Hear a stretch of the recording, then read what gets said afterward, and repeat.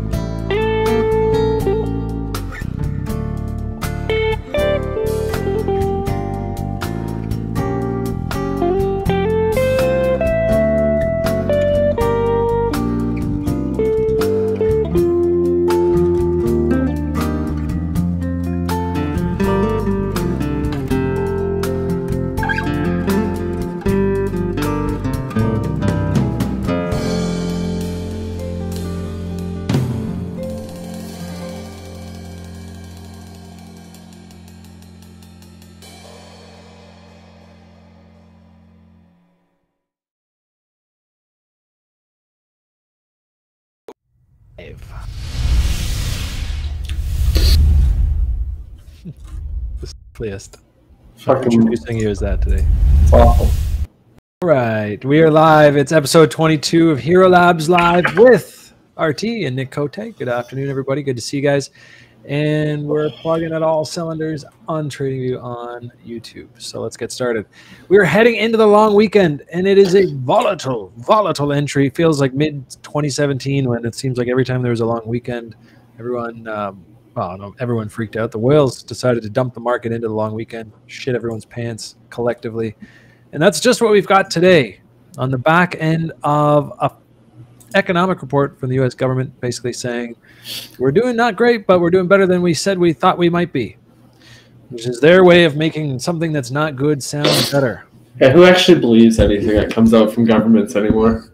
Yeah, I don't know about all that, but we were tweeting about it earlier today. I think jobs unemployment is now something like 8.7% or something. Anyways, point is still record highs.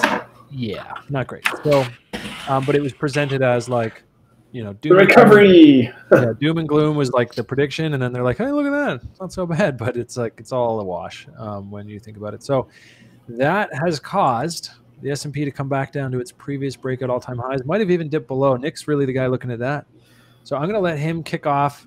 Nick, Mr. Sniffly today, he's got the allergies kicking, but he's going to take us through equities, the S&P, maybe a peek at the NASDAQ, which I hear took a nice tumble today.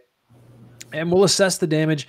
And most importantly today, I want to retire the pump chaser fib for the foreseeable future, because I think that we are officially heading into RLZ season, which is the time when I'm going to kind of cool it with the pump chaser, which is where you're looking for a strong trend and you're not going to get a 618, 702 RLZ tag. You're probably just going to get that 382.5 and go. That's what we've been doing for months, and it's been kicking ass, been working well. A lot of people are hitting us up in the Telegram going like, oh my God, this actually works. This is crazy. But the pumps, sadly, while altcoins are still looking bullish on the dominance chart, the euphoria in the market is probably due to take a pause here. And I'm going to kind of go through with us today on the chart what that means for us. And actually, a lot of these altcoins are already coming into buy locations. So we'll get to that a little later on in the show. And then we'll end, as we do, with some requests from you guys. So if you guys have any coins you're holding and you want a little chart ink on them, we will definitely take you through that. So without further delay, let's kick it over to Nick. Yeah, I just wanted to start off like highlighting the U.S. unemployment. It's like, yeah, 8.4. It's over. It's below 10. It's fantastic. Is it? Is that really fantastic? Because that's, you know, double the unemployment that we had going into this. But yeah, everything's okay. Sure. Anyways, yeah. I did see some like positive numbers reading through the manufacturing numbers. Orders were increasing while inventories were still low. So there is some sign of U.S. recovery from the manufacturing side of things, but that's about it right now. Anyways, let's take a quick look at Bitcoin here. You know, we were warning people, 12,000 level, it's don't fucking get long there. So sure enough, she's come right back down. This is a key level to be holding, like we said, this, you know, 10 up to 10.5 levels, the throwback retrace. Yeah, it's dipped down a little bit lower than I think people were originally anticipating. Right now, what I'm looking at here, this is a daily chart, high time frame view.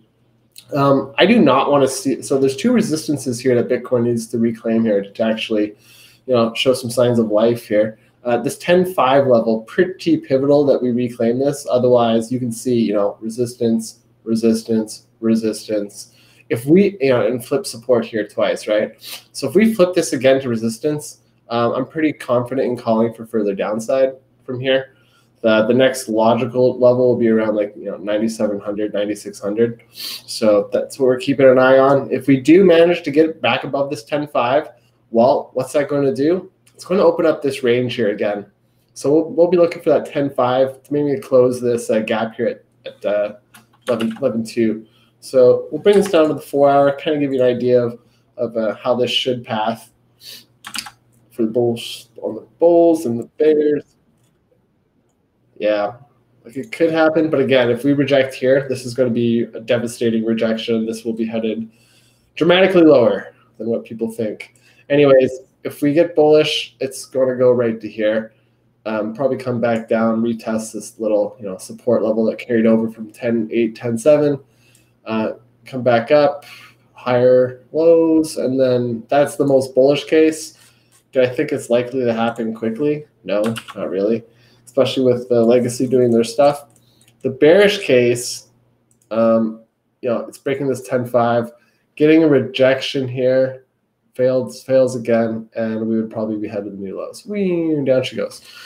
So that's what we're looking for right now. It's pretty clear trade ideas and trade setups.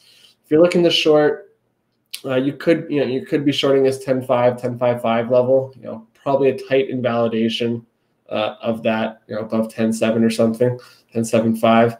Then you would be looking for that 11.2 target. Otherwise, like I said, if we reject here, this thing is headed lower. Quick look at the Ethereum. You know, we've been calling 360 for how long? Oh yeah, quite a while.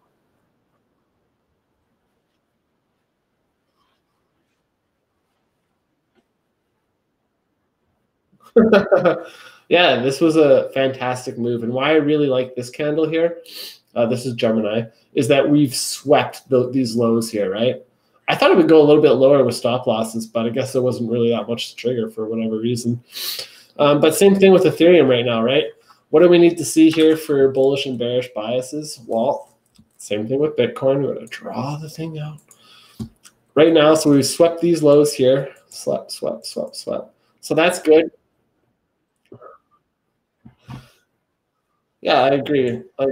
It's very critical that this low holds now. So what are we looking for to confirm bullish or bearish? Well, price could easily come back up to that 415, 420 mark. This was a pretty solid level. You could draw this horizontal over as well, right? I know it's slanting up. Who cares? The point is, 415 to 420 is the key throwback level to be watching right now. If we do close above that and turn this back into support, well, then you could make the case that we just go at something like that.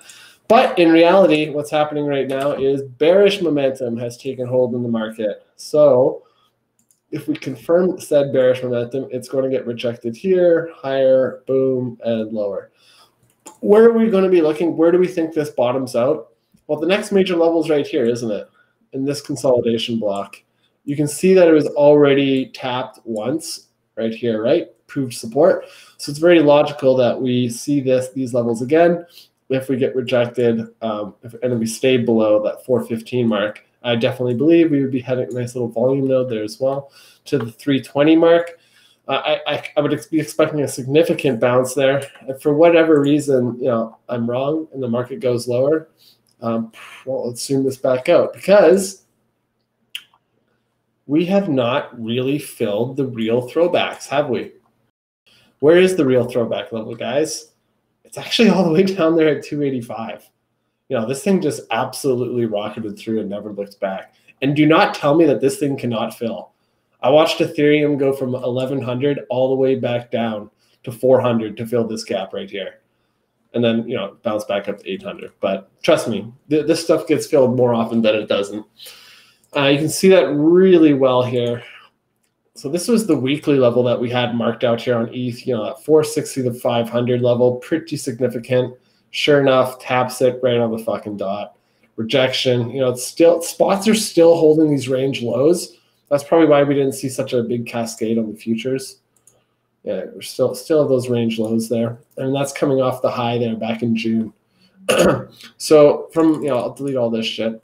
But again, very clear here. Weekly level, where does this need to retrace to, fill this? And look at that, the 3-day median B-band confluence, all lining up there at 280. So this, again, the Stokes crossed down. That's a confirmation on this print. What day is it? That'll confirm in 3 days. So yeah, we're definitely going to be keeping an eye on this 280 level with a 320, 325 interim. So I'm keeping an eye on that. Quickly checking over at our BTC to Ethereum. Yeah, it's continuing to move up here over 65.7 now. The big mover of the day, though. See, this is the VIX here is an important one to watch. The net shorts on this, significantly high. Sure enough, boom, squeezed hard. We've had this level marked out for a while. Sure enough, a little tap, a little rejection. This should simmer down, I would imagine, going into close here. Only about 2 hours left here on the week, going into the long Labor Day weekend in Canada. So we're keeping an eye on the VIX. Like I said, everybody who's net short on this, they're completely wrecked, utterly ruined. The other big positions right now, the S&P. So this is just some intraday stuff that we had on for our own discretion. Sure enough, the level was confirmed, bearish retest level. Yeah, spiked a little higher, but didn't go anywhere. That's sure enough, boom. Yeah, exactly. It's people like, oh yeah, it's going to hold right here. Sure enough, fucking wrecked. Down she goes. So this is a pretty, we've highlighted this level how many days now? This is a huge level to be holding, right? This is the former all-time high levels. And yes, I know it didn't hold to the pip. It doesn't matter because this is an entire block here that we're looking for. So if these range lows right here at 33.50 goes, we can call this a interim top. And this will be headed lower back down to the weekly former resistance, which did flip to support and served as this momentum based move right here. So we would be looking the S&P to retreat another 160 points down to about that 32.30 level, where I would imagine there'd be a nice bounce and support. We don't need to be looking at those targets just yet until we get a close below this 33.50. And, right now, intraday, we are getting the positive price reaction that we were looking for. But, it's a Friday, so we'll see how it goes. I mean, it's funny because that retest almost had to happen. You would think, right? The probability of coming down and tagging that breakout level, whether it's today, whether it's next week, So it shouldn't really be considered all that bearish, but as markets are, and they're really touchy right now, because I think a lot of people know that they've moved well beyond their fundamentals, and it's just kind of turned into a smorgasbord of inflation and weirdness. So they see things go down, they go, "Oh no, this is it. This is really it." And that to me speaks to, that risk going into the election window, and potential flu season, maybe a wave 2. Although we've kind of talked about Corona wave 2 probably not hitting the markets as hard, but I think the markets are still shaky. They're propped up, and it looks really bearish, but even this is just standard bullish price action for now, which is let's tag those all-time highs and kind of test that level before anything else can happen. Yeah, like here on Bitcoin, you can see like really, really big key level here to be holding. This goes all the way back to April 29, 2018. This was the top here. Sure enough, it's supported a lot over the times. Resistance. So we're going to flip that back to support. That's what we're watching right now. You also have the 3-day median B band there. It's the throwback retest. So a huge confluence at this level. If this goes, it's going to be, I think it's going to surprise a lot of people. But I'd for be now, shocked if it goes right away. I think my 2 cents today is it's probably bounce day, maybe even bounce weekend or week coming up if we're going lower. But it would be pretty savage if this was it, and we're just going to kind of consolidate but move higher and eventually squeeze up through those levels and just continue. And then everyone's like, oh wait, that was just a dip. Like, this is how the bull was in 2017. It was very hard, every time there was new highs, because it was in price discovery, and then it would shit out like this, and everyone's like, that was it, right? And then China banned Bitcoin September 4th. Actually, is that 3 years ago today? 3 years ago today, China banned Bitcoin, and it was ugly. But a month later, we're at new highs, and 3 months later, we were up like 600%. So I can't say what's going to happen here or there. I will just say this: it's turned incredibly bearish, incredibly fast, given the projections we were seeing even just 2 weeks ago. But we just take it level by level here. You can't say that was it, and you can't say really anything indefinitively. So we're gonna just keep charting it as best we can, and sometimes that changes day to day. Yeah, and then finally with the Dixie, the macro play is still in play. It's come off the highs today, but made a nice moves up on those unemployment numbers. So yeah, it's like as long as this level down here, at 90, 93 doesn't go, 90.3 doesn't go, all good for that play. I already got my alarm set at this point. I don't need to be watching this day to day, really. So just set your alarms over the range highs. It's lows here. It should be fine. Nice. Well, let me pull up the CME Gap, because that's what I started my day looking at, and I'm really kind of sad it didn't fill. I thought it was going to fill. Let me rephrase that. I didn't think it would fill today, because looking at all the other charts I was looking at, we were kind of just moving down. Where's my range? We were just down around 99, and I was like, oh, cool. But I looked over at the CME, and it was actually front running. That ended up, just about filled. So I don't know what kind of sick bulls they got over there at the CME that wouldn't let that fill if they really want to moon this thing higher. Because generally speaking, this has been a magnet for price for a while. You guys have probably been hearing people talk about it, and it's not full yet. So that would have really spring loaded any kind of retracement back up here, or continuation, even better. The fact that it has not filled is a little bit concerning for me in the mid to short term, but it could, we'll see how this resolves itself through the next week. This is a level I drew up after the fact. So full disclosure, this fib was not on my chart. I was just seeing this. So you're just thinking, oh, we're going to just drop into the abyss. But it was a friend of mine, a trader friend of mine, who's like, hey, cool, we just tagged the 786. I was like, oh no. And I pulled this up, drew up my fib from the pivot low before to the highs.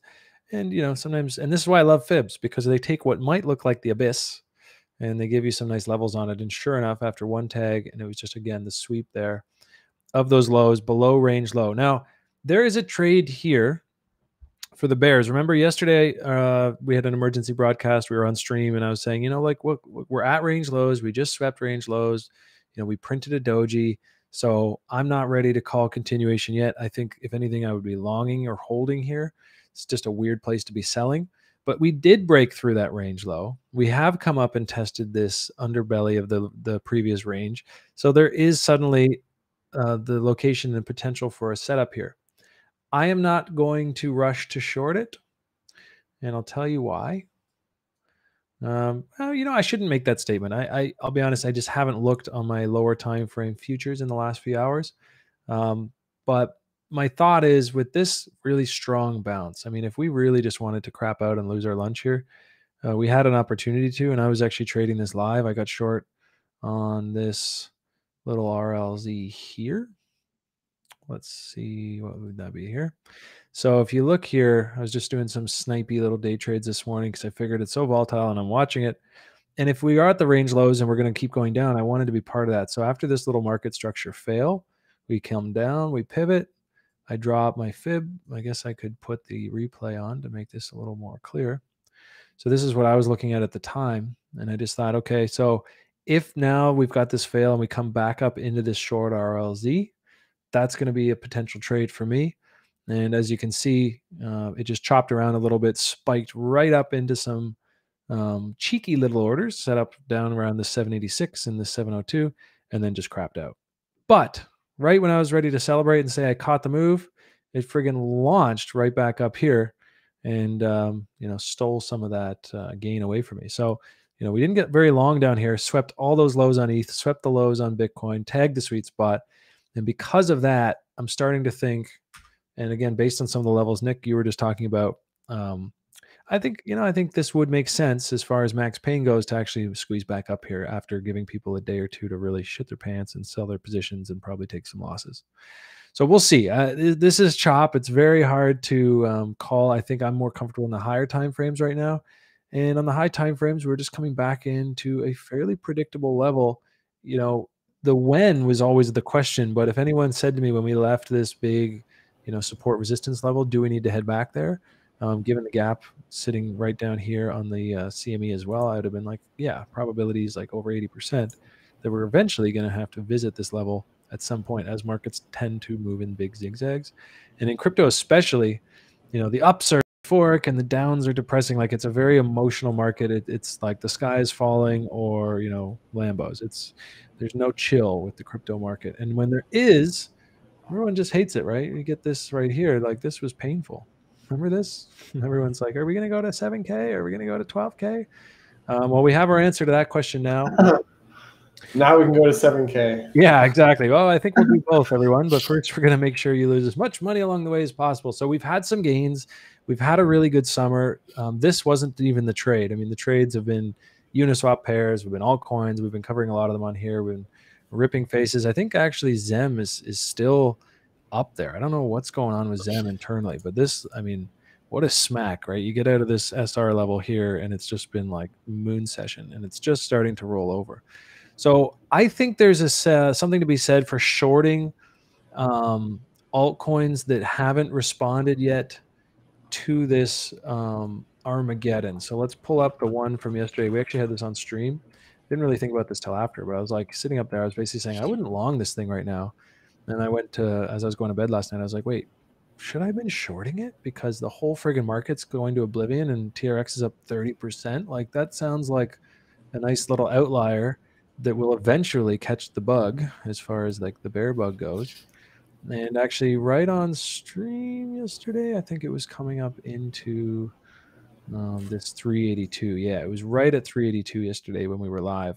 So the short isn't, for me, is not about just shorting because it's up a lot. You've got to have the setup. So that actually technically did fire here where you have the high, the lower high, and then you have that breakdown. And that is your structure fail. And then after that breakdown, it comes up and retests. So there was a short there setting up. And of course, now that the sort of momentum in that TRX move is out, I'd imagine it's going to come and have a little visit down to all these levels as well. Now, part of what I want to talk about today is how to shift gears when the market changes gears. And, does that mean like we have to go full bear? No, I think it could be just a big savage shakeout as crypto does. And let's see what that looks like on Ethereum. Right, we've just come down to test again this other level, and we could, we got a doji working on the daily here, which is sort of an indecision candle. So if tomorrow comes out maybe with a few dojis for the weekend, or we push back up, like this could easily just be consolidate after a big pants shit, and we keep going. But I am leaning towards more downside at some point. I'm actually looking for something like more along the lines of this, like what Nick was talking about, into that 420. And if we come visit this again, you know, even the VPVR, we got lots of levels down here. And I think, as Nick pointed out, anyone here who's saying that can't happen hasn't been around very long in the crypto space, because when things are up, it seems impossible that they would go down. And when things are down, it feels very improbable that they would go up. And that's based on, you know, if you're just thinking about your feelings and the vibes. And I've had somebody say, like, there's no way that my altcoin's going down to that level. And I just ask them why. And they never once can give me a convincing sort of answer. They're like, well, because it's going to change the world. And I'm like, cool, but what is YFI? I was thinking about this today. Like, what is YFI worth? Not to come out like super bearish, because like, whatever, I'm just, you know, anybody outside crypto, it's worth $0. Yeah, intended. Like, I can't believe the other day, technically, someone paid $39,000 for one YFI token. Yeah. It's like, I'm assuming that's a governance token. And they want their seat at the table to make decisions on that network, and to pay for that seat, they paid $39,000.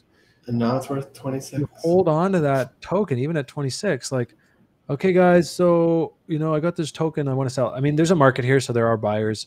But I mean, when it gets down to brass tacks, that speculative story, the real use case, I don't buy it. So, and that goes for a lot of coins. And so that, my point being that the value that these have, the reason people have been buying them, the reason that they hit the prices they do, and this is true for 2017 too, is because we see them going up. We want to make money. We're speculating on them. I'm using them to accumulate sats. I'm using them to accumulate US dollars. The actual token itself doesn't have any value. And there are some exceptions, like BNB, because I actually need that to save me money on fees. It's worth something to me. It has value. Ethereum, I need that to participate on Uniswap. I caught myself a number of times this summer going to buy Ethereum just because I wanted to trade something on Uniswap. So there definitely are tokens, and maybe YFI has value to somebody because, you know, they want to participate in that network.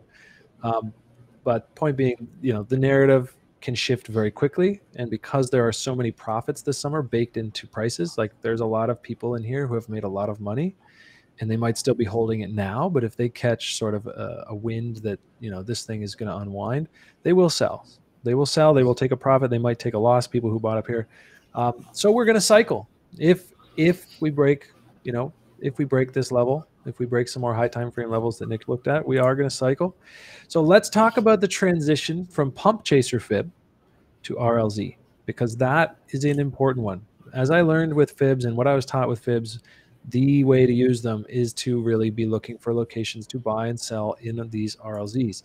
Now, I kind of took that a step further because I noticed on really strong trends that the price actually only comes and tags the 382 or maybe the 0.5, and it chops in here and continues. And you guys have seen that with us a lot this summer. But when the momentum is out of the market, when the pumps stop and we get back into a more cooled off or you know, relaxed market state, trading those pump chaser fibs is going to get a lot of wrecked individuals. So let's take a look at ADA and what that looks like, because ADA has kind of moved through this pump chaser zone. It bounced right on the support, came up and failed. I'm not too confident. I mean, we've really just lost the pump chaser zone now. I would not, you know, any trade that was here is now invalidated in my mind, because we actually, I was talking the other day, like the invalidation really is this 900 wick. If we go back below that wick, I'm not too excited about it. I mean, yeah, there's a probability out there that's on the lower side that we could just move through. But as far as trading the best setups, I mean, you can see here the RLZ on the short side, right? The short RLZ, that's where the price came up into, and that's where the selling takes over, and they start to outweigh the buyers. So what does that look like on ADA? So the pump chaser fib is kind of, you know, again, they could still work, but I'm shifting my trading back to the good old bread and butter, which is this RLZ. And that actually makes a lot of sense. I mean, look at this 786, lines up really well with the lower breakout levels. And imagine how bearish people would feel when it gets down here. And that's usually when it's time to be starting to think about loading your bags, is when everyone's shitting their pants and capitulating. So I'll be watching these RLZs in the coming weeks and months. And you can see, like, that's the kind of thing, and, you know, and how long do we chop around down there? Who knows? And how long till we continue? But that would be pretty standard stuff. That's not extremely bearish. That's not, you know, going to ruin anyone's day. I mean, losing these lows in all coins is the ultimate, like, holy shit, like, you know, rock our world. that wasn't the bottom, everyone freak out. But you know, a 400% rally followed by a move back into the 786 and then back off, like that's standard price action. That's not, you know, that's not crazy stuff. And actually, good news is, was it Vet this morning I was looking at? There's a few of these that are already coming in to these levels. It's not the one. So again, this is all drawn up for pump chasing, right? Where you had the pump chaser fib, front ran it, took off, front ran it, took off. And now I'm thinking, okay, if we are going to cool off, the sooner I stop using the pump chaser fib and stop, you know, getting potentially stopped out of those, as you can see here, it failed, right? So point taken, it did bounce off it. It went up, but things have changed now. Maybe that excitement is a little bit out of the market. There's a lot more fear. There's a lot of sellers baked into this price. Whereas here, there was no sellers left, and that's why price bottomed. So we have to be cautious and be aware of the shift in the market so that instead of getting wrecked, chasing a bunch of pumps that aren't there, we can start thinking about waiting for price. And you can already see it, just tag the 618. So we're already into RLZ territory on Vet.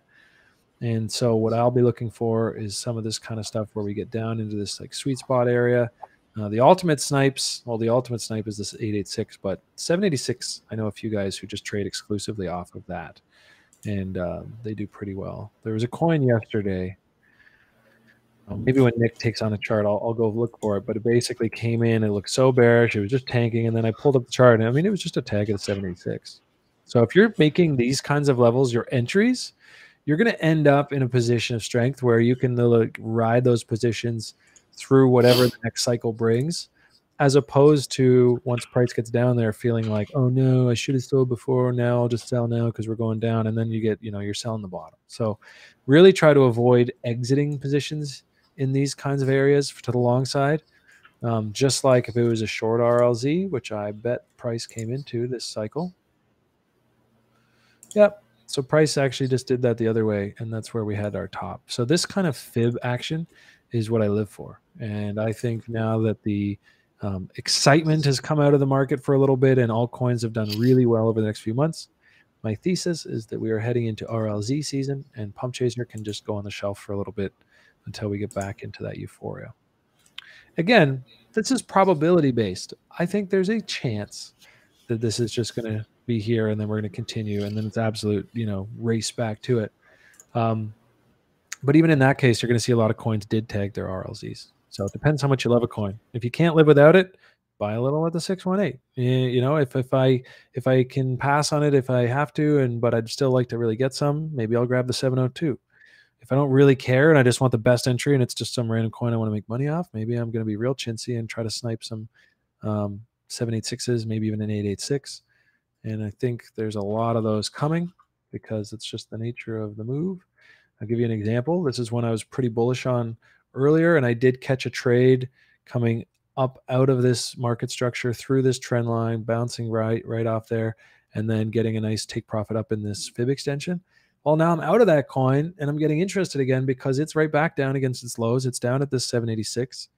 And if I can see it roll over here, maybe get some structure going the other way, maybe some evidence of some buy volume coming in, more protection of price, then I might be getting back long here. And that's the kind of thing I'll be looking for a lot of these altcoins throughout September, which is historically the worst month for Bitcoin. Is it not, Nick? Yeah, we pulled up that chart last time. Yeah, you had the September historical chart yesterday when we did our emergency broadcast to kind of capture the volatility and join you guys on here. It was the September historically, I think the last 4 years. I mean, it's just the worst month for crypto, and it didn't waste any time rolling over into the start of September. So this isn't really, this is kind of like business as usual, unfortunately. Now, here's one, Nick, that we need to get back to. Okay. Yeah. Crypto Yankee reload zone. So I know, Yankee, you've been a big fan of the pump chaser zone.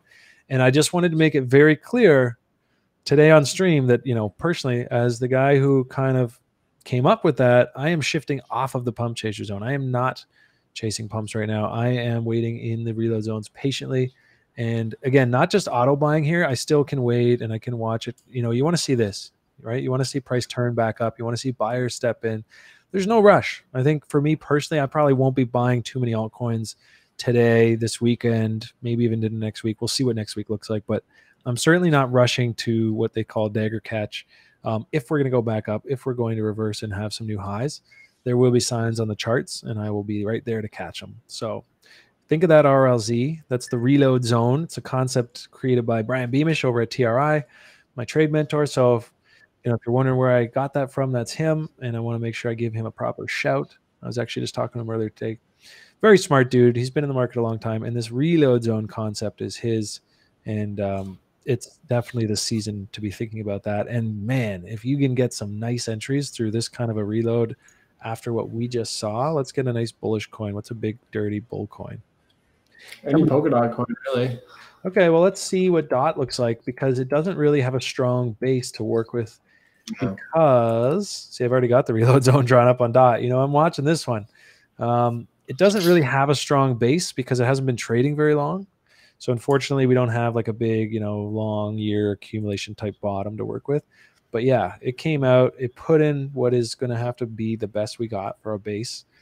And you drop that fib.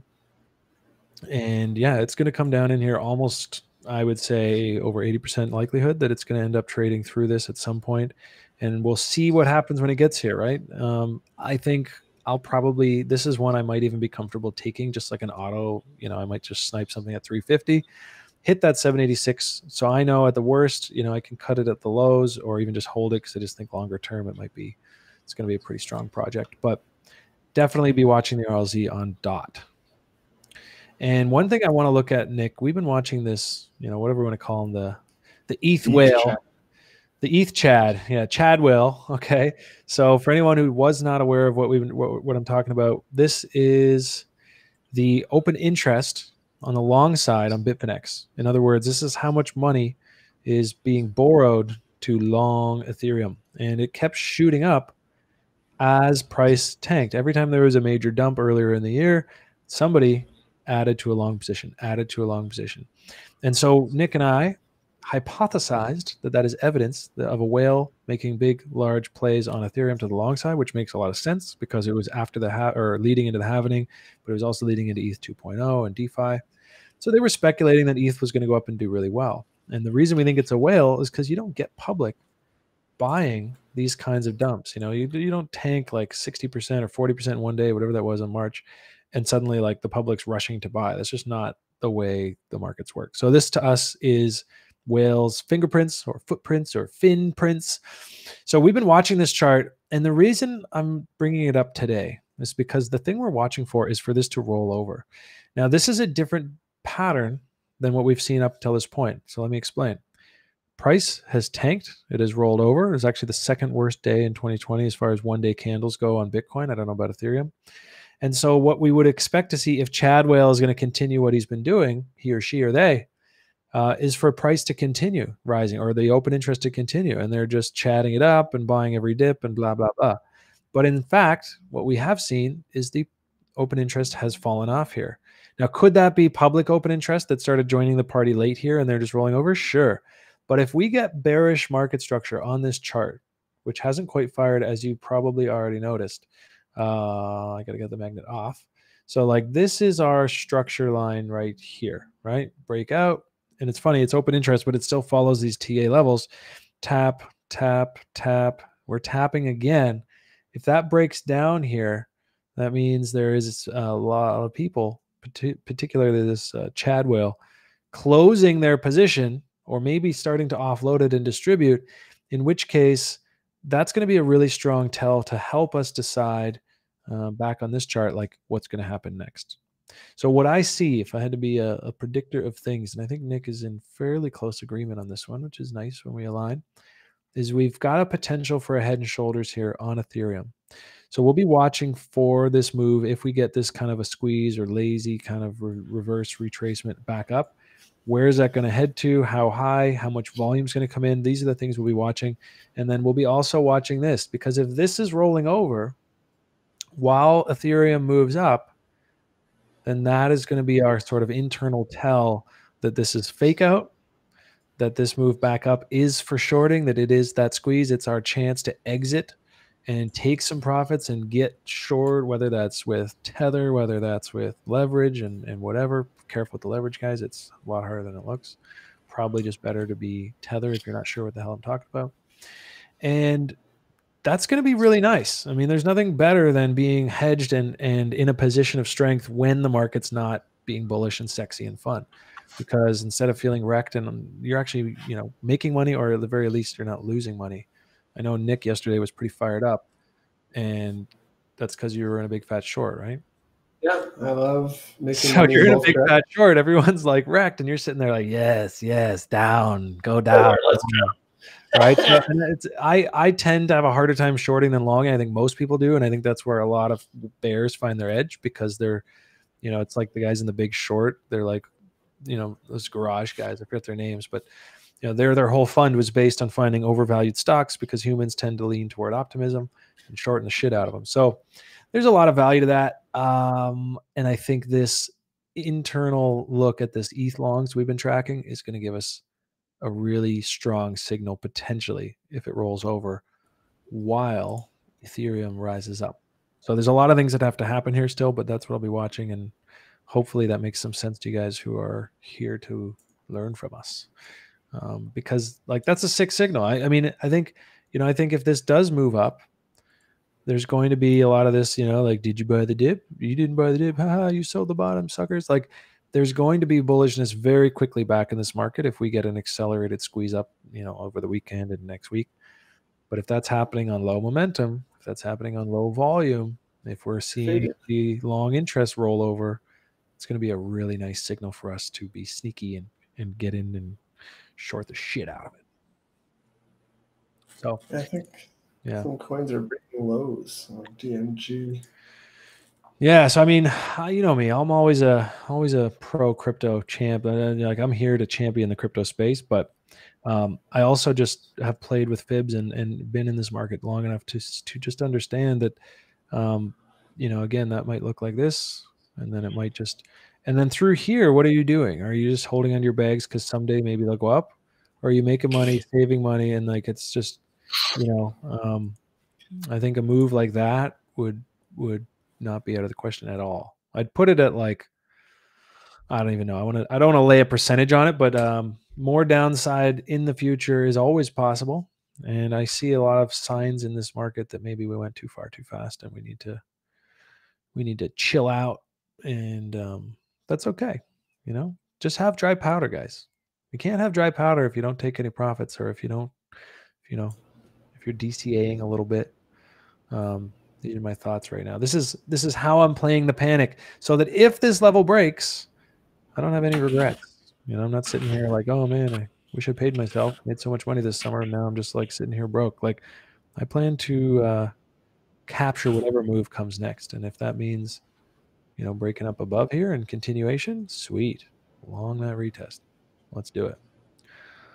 But I think it's fair to say right now something has shifted. The Septembers have hit us. And it's like Green Day song, "Wake Me Up When September Ends." Oh my God, that's got to have a meme cooking up for this month. Seriously, in crypto, like, wake me up when September ends. That's what we need right now. Tune and terrible. Like, I like it. Now, Dominance is still saying that altcoins have an edge over Bitcoin. And that's more specifically Ethereum, because I don't know, I think a lot of altcoins can tank and this thing barely moves. But ETH BTC, see on the high time frame, still very bullish, still above the EMAs, still in a bull trend. 3-day hasn't rolled over at all. Right here, we have lost this initial high. Do we come back and we have to give this a tap? Probably. You'll see here, there's a still, we like to talk about pretty much confluent, like a gap, basically the same thing. So this level could get a tag, and that's going to be our next test to see if we can get some strength in Ethereum versus Bitcoin, right? So this could happen, and we could get super bullish here while prices are going down, while prices are going up versus USD. It has nothing to do with that. I still think that Ethereum is going to outperform Bitcoin heavily in the next little while, because it's just got that use case, and we've talked about the wrapped Bitcoin and all that crap. So I am still leaning towards this. I don't think this is invalidated yet. I really like this October date. I know that looks super bullish, but again, this could just be Bitcoin rolling over, going down to 8K, 7K, 6K, while Ethereum just rolls over and goes down to like 300 or whatever. You know what I mean? Like this could happen while there's some bearishness in the market, and I think it will. And I am heavy in Ethereum, and I don't think right now I don't really own any Bitcoin. For percentage wise, I am 100% Ethereum versus Bitcoin. I'll keep that on the BL. No, it's cool, man. Bitcoin's great. I'm just, if I have to hold one as my base asset right now, it's Ethereum. I got some Tether, and I still have some alts. Because I think an interesting trend that we should look at is the total market cap. Ooh, I actually have one. It's got a 420. I've got one up here that we should probably look at. Yeah, I was hoping we would hit 420. We'll look at mine after. You actually have 420 on yours too, which I found hilarious. That's a key level, but like we're approaching the HODL zone at that 285 billion mark right now. I just tagged that. And yeah, we get comments on Bitcoin dominance. Ethereum's definitely going to move that one the most just because of its proportionate market size versus everything else. So when it moves, it shifts a lot. But yeah, we came in here yesterday. Again, this is why we like Wyckoff. Like this is the total market cap, and yet it still respects the chart patterns, right? So what are we looking for here? Well, ideally, we want this level to hold here. If this fails, prepare yourself for tears and sadness and maybe some nooses. I don't know, depending on how that's dark, bro.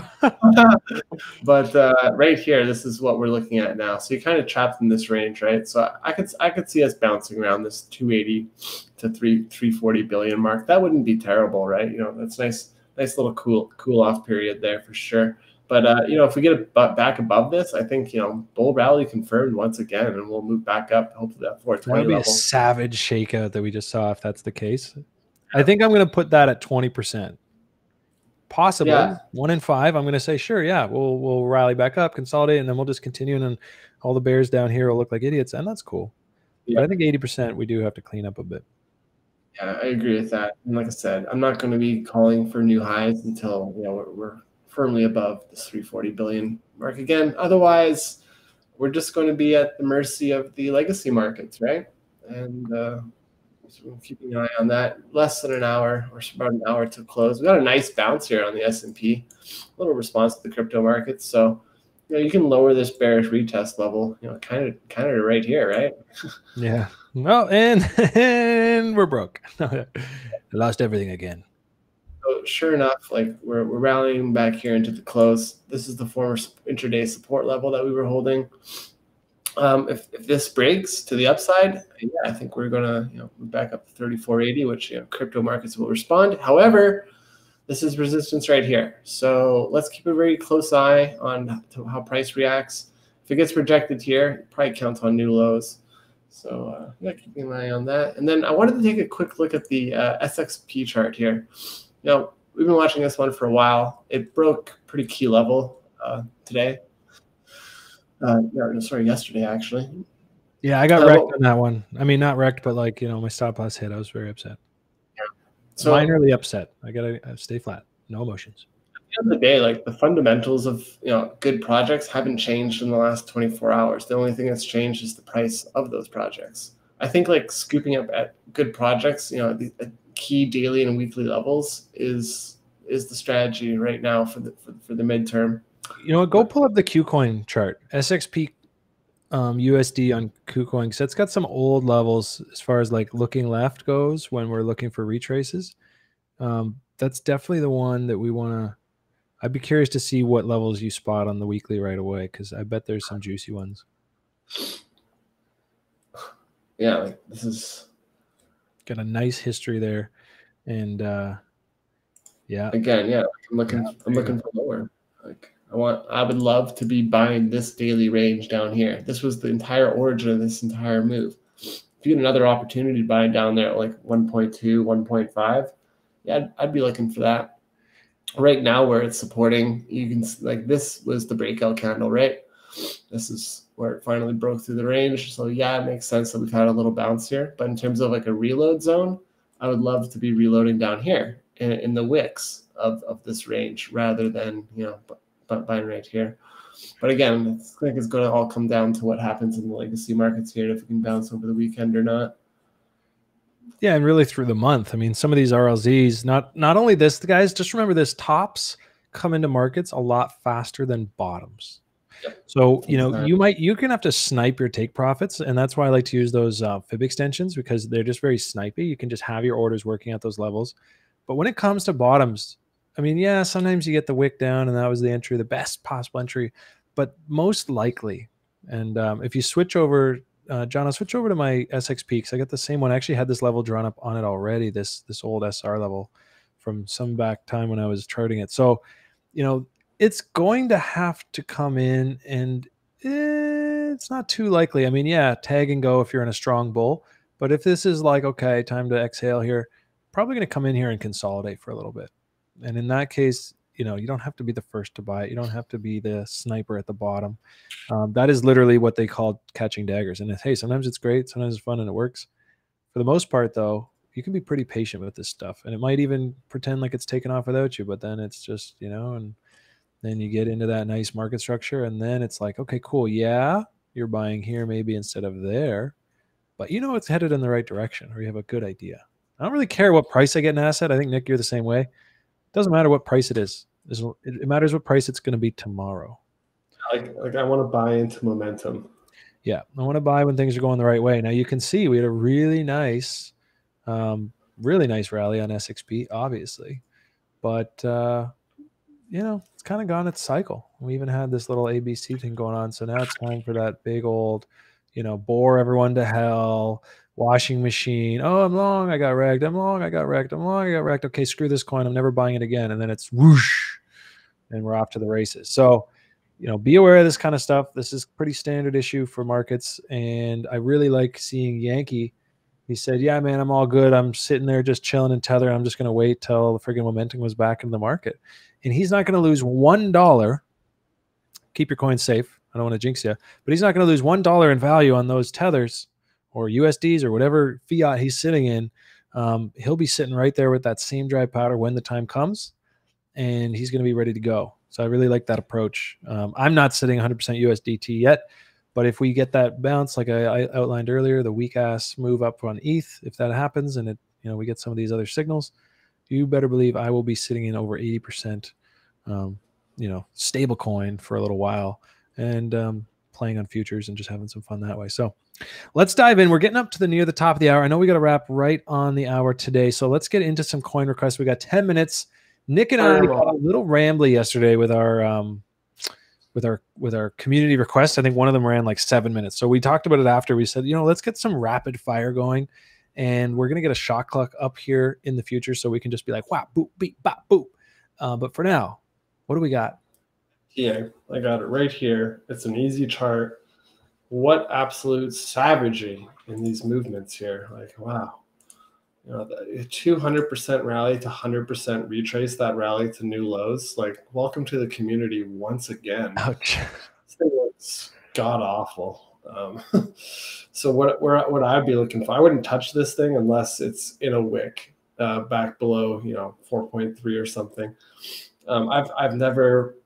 I've taken like a couple short-term trades on this. I'm not a believer in this stuff at all. I don't like these these up and downs like that. I like getting in trending positions. So for me, this isn't a market that I'm really interested in. This thing just 100% retraces itself constantly. It's just a fucking picture of Eiffel Towers after Eiffel Towers. You can look that up. Eiffel Towers are a chart pattern, just up and then straight fucking back down.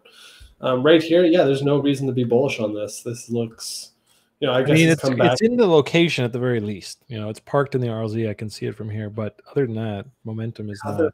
Exactly. Like, there's nothing, until it breaks a resistance level. Like, yeah, I guess you can try and catch a knife in the daily reload area, 4.7, or better yet, down here at 4.2. But until it reclaims, like, even this first target of 6.4, 6.5, I am not interested. And if I think the momentum in the majors is down, then this thing has nothing but quicksand below it. Yeah. All right. Flipping back over here for SRM, or we're going to do some rapid fire. This thing is parked in the pump chaser zone, but based on, again, what I've been talking about today, I'm going to be a little more cautious here. with this one. It's kind of a different case, maybe because it's a newer coin. It's kind of in price discovery. It's pretty strong. They just launched a DEX. Like there's a lot going on for it. But let's take a look here because it already tagged what was the initial extension target, which we talked about the other day on stream. So trying to do my rapid fire here. Here comes the extension, right? So almost to a T. I think actually the extension was drawn off here before. So almost to a T. That's why I had this line here. We had the 1.618 golden ratio, and that just double topped, and it actually confirmed the double top. Saw someone the other day talking about double tops or double bottoms, but you can't just have two taps. You have to then close below that level in between them. That's your bearish market structure, okay? And now we've broken below it. We've come up and tested it. Actually, we had a bit of a squeeze up, and now we've just kind of started moving down. So am I going to be buying this pump chaser zone right after that confirmed bearish market structure? No. That's a lot different than a big pumpy rally coming down, tagging the pump chaser zone, and then continuing, right? We had actually had bearish structure here off of a target. If I was desperate to buy this and I really wanted a position, I think there's a decent chance I could get it right here, which would be confluent with this breakout level marked in blue. So my thoughts on Serum. WAP. Good one.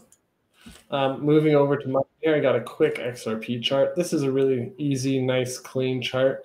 Yeah, we came into here to the daily high range. Sure enough, rejected once again. Didn't even sweep the highs. It's come down now into the daily level down here around 23 cents. Yeah, you could expect the bounce. Where is this thing going to bounce to?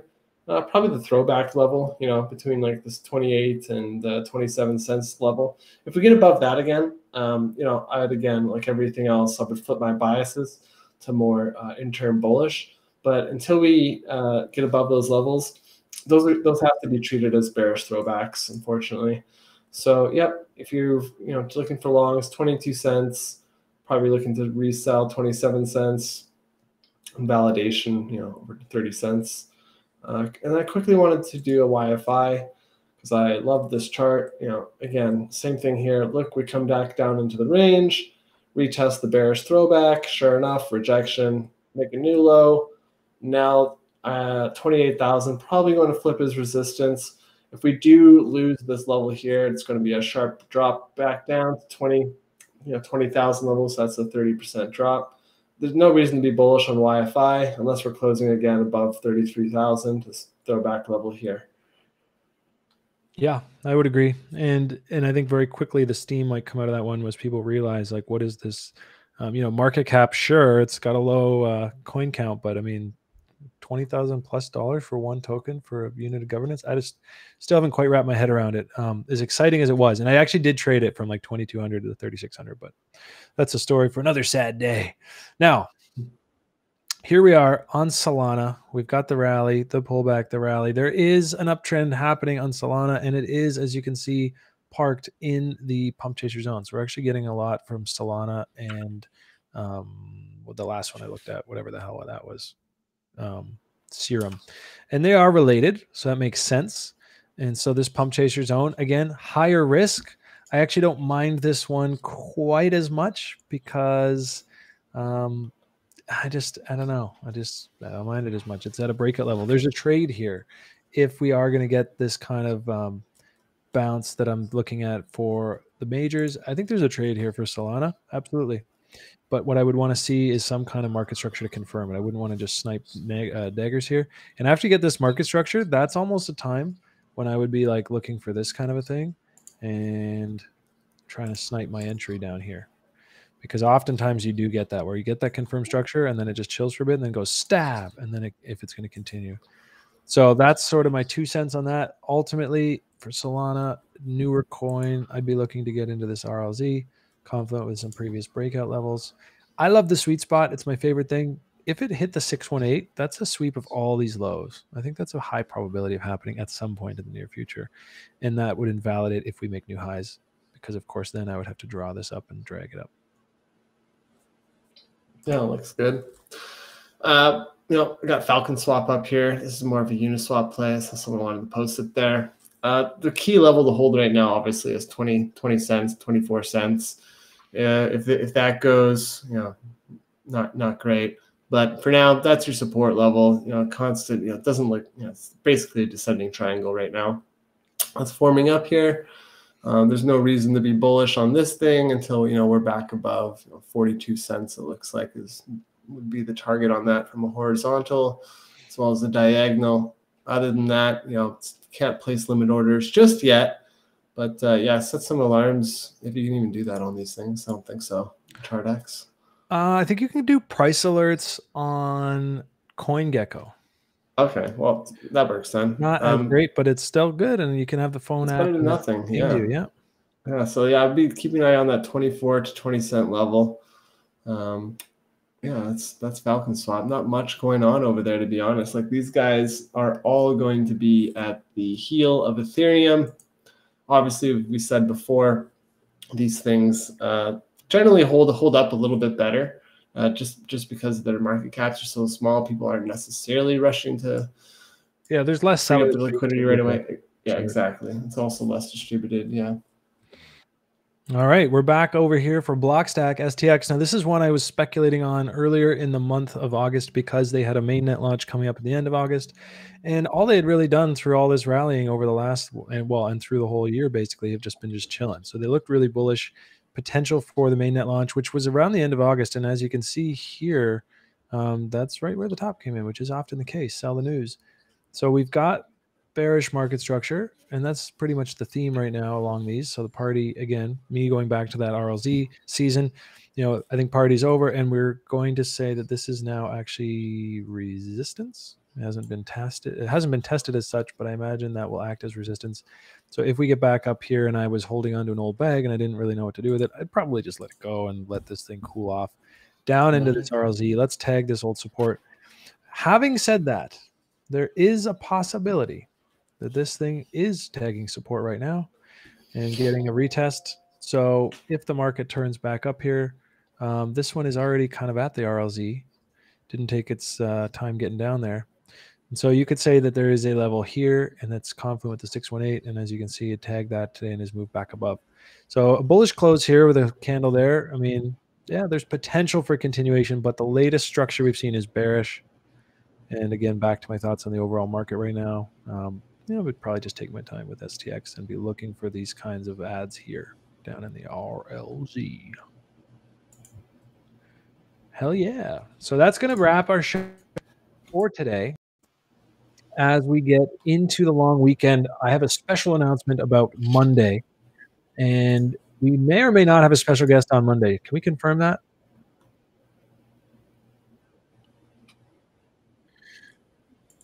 We're 98% sure we're going to have a special guest with us on Monday. He's a pretty OG in the space. You would have probably heard of him.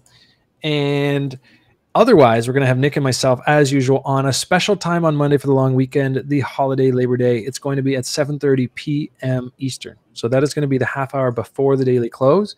We picked that time because we figured I'll give some people to get time to get back from whatever vacation-y spots they're at if you are stepping out for the weekend. Hopefully you enjoy it and have a great one. And come back and join us on 7:30 that evening to watch the daily close and to kind of get our feet wet back into the next trading week.